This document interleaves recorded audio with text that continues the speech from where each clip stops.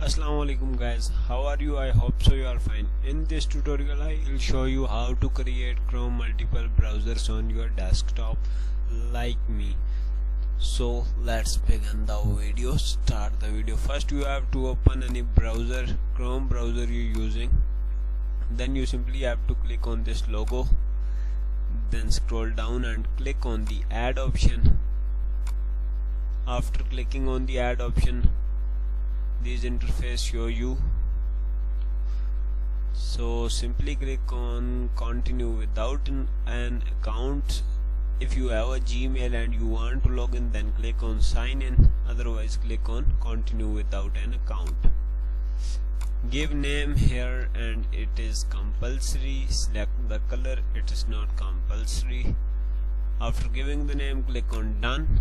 Your profile created. If you want to create unlimited profiles, it is very easy. Follow these steps to create multiple browsers on your desktop, and it is very easy way to create. Check my browsers are creating. So this is the tutorial I want to tell you today.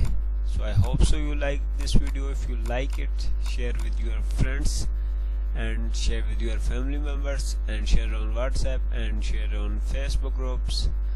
So we will meet again in another video very soon. Take care.